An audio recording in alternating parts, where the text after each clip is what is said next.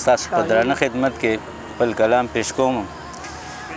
د 100 تنو په سلا در سره وشوه، د 100 تنو په سلا در سره وشوه، د هر قسمه ناروا در سره وشوه.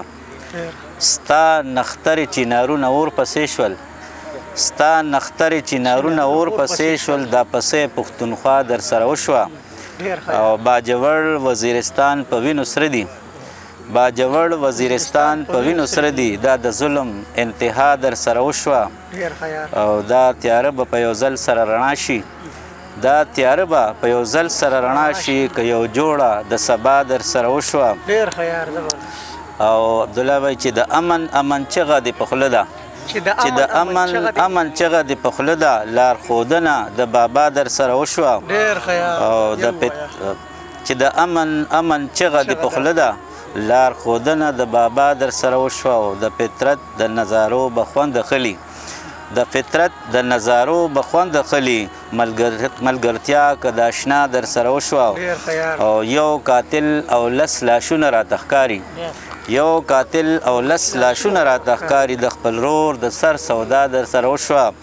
او ستا مسجد مدرسه واړه لوټې لوټې، ستا مسجد مدرسه واړه لوټې لوټې، د دښمن په یو وینا در سره وشوه. که رښتیا وایم زفره نو قتلیږم، که رښتیا وایم زفره نو قتلیږم، که یې نه ویم نو د چا در سره وشوه. مطلب ده چې خپل زړګی ټوټې ټوټې کړمه نو څنګه به وي، چې خپل زړګی ټوټې ټوټې کړمه نو څنګه به وي، خپل ارمانونه اور پسې کړمه نو څنګه به وي. او چې ځان سینګار کړم او په زنه باندې خال کېږدم، چې ځان سینګار کړم او په زنه باندې خال کېږدم، بلې د حسن سرې لمبې کړم نو څنګه به وي. او ما ته په ټولو آینو کې ستا جمال ښکارېږي، بابر صاحب ما ته په ټولو آینو کې ستا جمال ښکارېږي، ماتې که دغه آینې کړم نو څنګه به وي. عبدالله وایي چې د خیالونو نه دې وباسم او هیر دې کړم، چې د خیالونو نه دې وباسم او هیر دې کړم، بندې د مینې دروازې کړم نو څنګه به وي. چې دې راغونډ کړم ټول غمونه په یو ځل جانانه، چې دې راغونډ کړم ټول غمونه په یو ځل جانانه، او چې ورداخل یې تر سینې کړم نو څنګه به وي. او هغه د ژوند او مرګ وعدې چې زما سره وي، هغه د ژوند او مرګ وعدې چې د زما سره وي، در یاد دغه څو وعدې کړم نو څنګه به وي.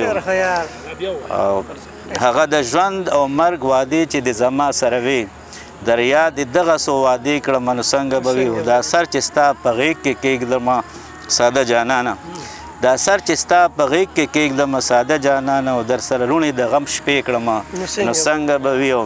دا ستا یادونه مې بیخي ارام ته نه پرېږدي، دا ستا یادونه مې بیخي ارام ته نه پرېږدي، تکل که زه د میکدې کړم نو څنګه به وي. ظفر صابر د غمازانو نه ډېر تنګ یم ګله، ظفر صابر د غمازانو نه ډېر تنګ یم ګله، یو څو خیرې که ورپسې کړم نو څنګه به وي.